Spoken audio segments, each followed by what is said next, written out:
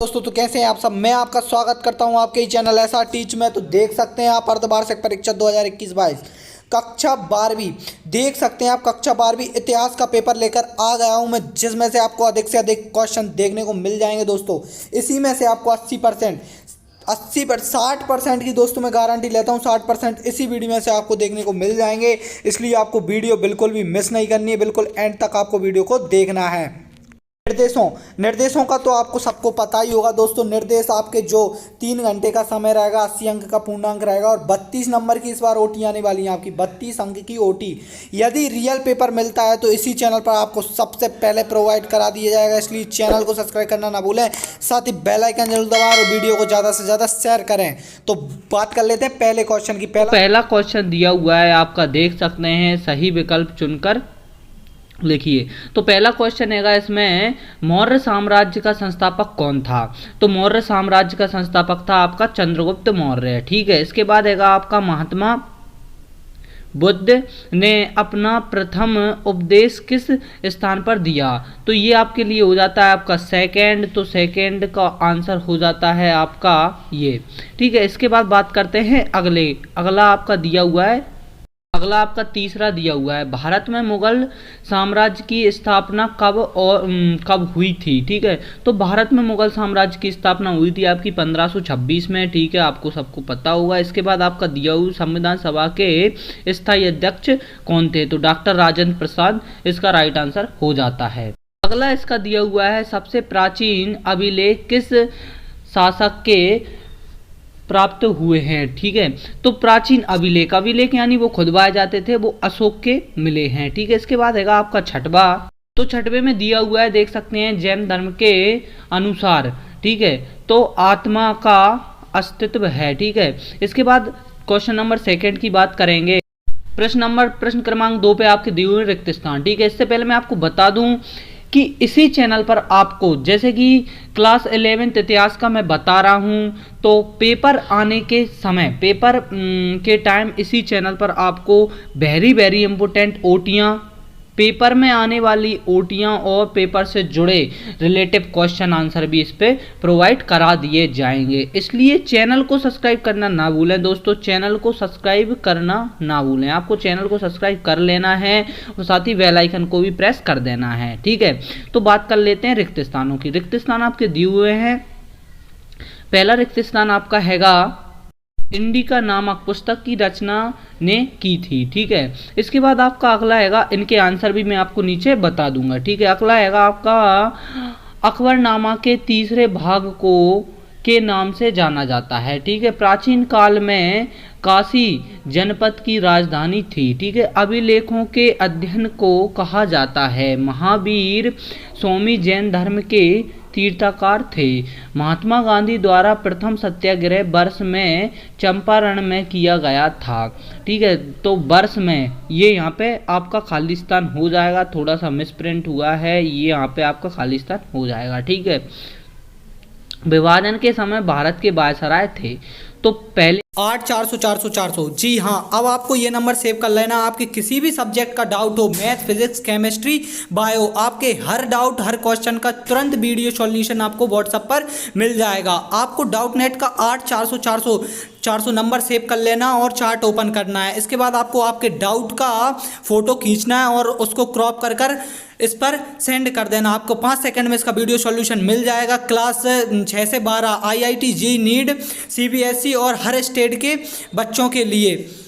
तो देर किस बात की, 8 400 400 पर आपका डाउट भेजिए और डाउट को कीजिए आउट। लिंक डिस्क्रिप्शन में। पहले का आंसर हो जाएगा आपका, इंडिका नामक पुस्तक की रचना किसने की है? मेगस्थनीज ने। ठीक है, इसके बाद हैगा आपका अगला, सेकंड का आंसर हो जाएगा आपका, अकबरनामा आईने अकबरी। ठीक है, इसके बाद थर्ड में हो जाएगा आपका वाराणसी। ठीक है, इसके बाद फोर्थ में हो जाएगा आपका पुरालेख शास्त्र। ठीक है, इसके बाद हैगा आपका 24वें, इसके बाद 1917 और लॉर्ड माउंट बैटन। तो ये आपके सारे राइट आंसर हो जाते हैं। के साथ आगे बढ़ते हैं। आगे आपकी दी हुई है, देख सकते हैं दोस्तों, सही जोड़ी मिलाइए। ठीक है, तो सही जोड़ी आपको दी हुई है। पहले आपका दिया हुआ है गीता का ज्ञान। ठीक है, श्री कृष्ण, अबुल फजल मुगल कालीन दरबारी इतिहासकार, ये इनके बिल्कुल राइट सही सामने सामने हुई हैं। ठीक है। असहयोग आंदोलन प्रारंभ 1920। ठीक है। साइमन कमीशन का आगमन 1928। गांधी इरविन समझौता 1931। और सिद्धांत महावीर स्वामी के पिता, ठीक है, सिद्धार्थ। तो ये आपकी सही जोड़ी हो जाती हैं। तो ये भी आपको याद कर लेना है, ये सब याद करके ही आपको पेपर में जाना है। ठीक है। अब बात करेंगे क्वेश्चन नंबर 4 की। क्वेश्चन नंबर 4 में आपके एक वाक्य में उत्तर दिए हुए। तो पहला हो जाता है आपका, जैन धर्म में कितने तीर्थकार हुए। साथ ही इनके आंसर भी मैं आपको बाद में बता दूंगा। ठीक है। मुद्राओं के अध्ययन को क्या कहा जाता है। ठीक है। कौटिल्य द्वारा रचित सुप्रसिद्ध ग्रंथ का नाम क्या है। ठीक है। सिख धर्म के प्रवर्तक कौन थे। ठीक है। कबीर के गुरु कौन थे। गांधी जी अपना राजनीतिक गुरु किसे मानते थे। चंद्रगुप्त मौर्य के प्रधानमंत्री का नाम क्या था। तो ये आपके साथ एक वाक्य में उत्तर हो जाते हैं। अब देखते हैं इनके आंसर। देख सकते हैं दोस्तों, पहले का आंसर दिया हुआ है 24 तीर्थकार थे। ठीक है। इसके बाद मुद्रा शास्त्र, अर्थशास्त्र गुरु नानक और संत रामानंद। ठीक है। इसके बाद आएंगे गोपाल कृष्ण गोखले और चाणक्य। ये सारे आपके लिए हो जाते हैं राइट आंसर। एक वाक्य के उत्तर के सातों के राइट आंसर मैंने आपको बता दिए हैं। ठीक है। जो 7 मैंने आपके लिए बताए थे उसके राइट आंसर ये हो जाते हैं। इसके बाद बढ़ते हैं अगले क्वेश्चन की ओर। अगला क्वेश्चन हो जाता है दोस्तों आपका क्वेश्चन नंबर 5। प्रश्न नंबर 5, निम्नलिखित वाक्यों में सत्य असत्य लिखिए। ठीक है।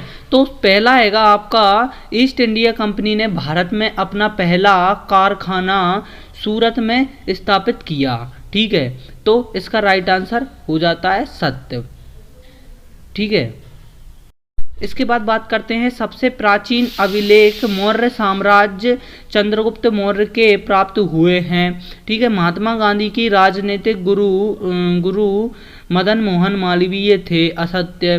प्रथम गोलमेज सम्मेलन 1930 ईस्वी में, ठीक है, हुआ था। तो ये भी आपका असत्य हो जाएगा। आयोजन किया था। प्रारंभिक भक्ति आंदोलन का उदय कर्नाटक में हुआ था।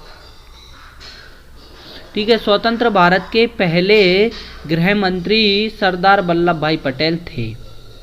तो इनके आंसर दिए हुए हैं, देख सकते हैं आप। ये सारे पहला, दूसरा, तीसरा, चौथा, पांचवा सारे असत्य हैं और लास्ट वाला सत्य है। ठीक है। इसके बाद बात करते हैं अगले क्वेश्चन की। तो अगला क्वेश्चन हो जाता है क्वेश्चन नंबर 6 आपका, प्रश्न क्रमांक 6, मेगस्थनीज कौन था। इसके अथवा वाला देख सकते हैं आप, अथवा में दिया हुआ है दोस्तों। मेगस्थनीज कौन था, अथवा में चाणक्य कौन थे। ठीक है। 2-2 नंबर वाले क्वेश्चन आपके आ जाते हैं। इसके बाद आपका आएगा, जैन धर्म के तीर्थ कौन कौन से हैं। ठीक है। इसके बाद महावीर स्वामी के अनुयायियों को जैन क्यों कहा जाता है। तो ये आपका 7वां क्वेश्चन हो जाता है दोस्तों। इसके बाद बढ़ते हैं अगले क्वेश्चन की ओर। आपका दिया हुआ 8वां संविधान सभा की पहली बैठक कब और किसकी अध्यक्षता में हुई थी।